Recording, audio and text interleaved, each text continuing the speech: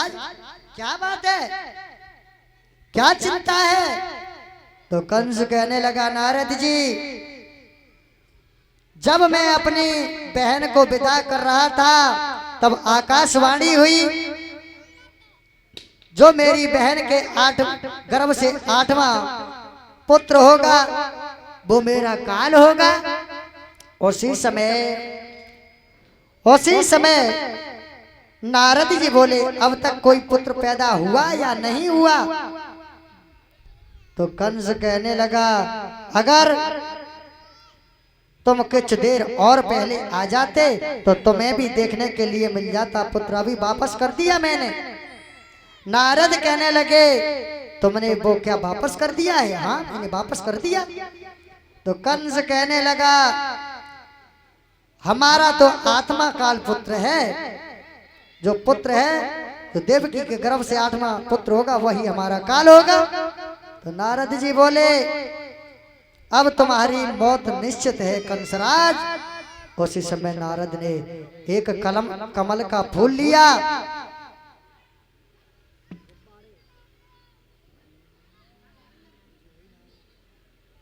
एक कमल का फूल लिया और फूल लेकर के नारद जी बोले, इधर से गिनो,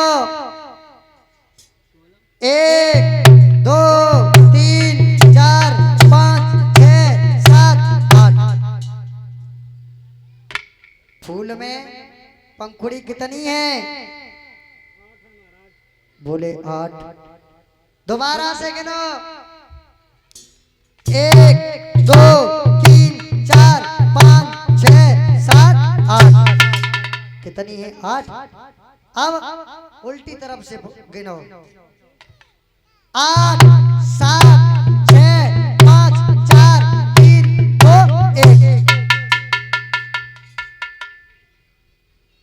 कितनी पंखुड़ी बैठ रही हैं? बोले 8।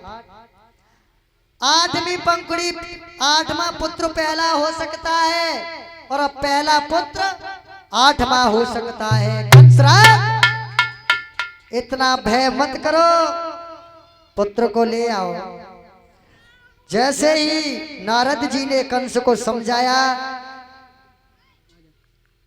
आज उसी समय कंस दरबार से उठ करके देवकी के पास में पहुंचा है और देवकी के पुत्र को छीन लिया और उसे छीन के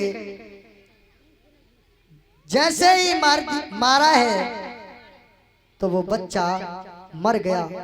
कंसराज ने उस बच्चे को जैसे ही जमीन में मारा तो वो बच्चा मर गया। इसी प्रकार से कंस ने 6 पुत्रों को मार डाला। आगे क्या हुआ श्री सुखदेव जी समझाने लगे, हे राजन परीक्षित, कंस बलवान था और उसे जरासंध की प्राप्ति थी। उसके पास प्रम्बला स्वर, बकासुर, मोष्टक, चारोड़, अदासुर, तृणावत, अष्टिकासुर, केसी, पूतना, धेनुक आदि बलवान राक्षस थे। अब तो कंस यदुवंशियों को नष्ट करने लगा। कुछ लोग अन्य देशों में भाग गए और कुछ उसकी इच्छा अनुसार काम करने लगे। जब कंस ने देवकी के 6 पुत्रों को मार डाला धीरे धीरे, उसके बाद में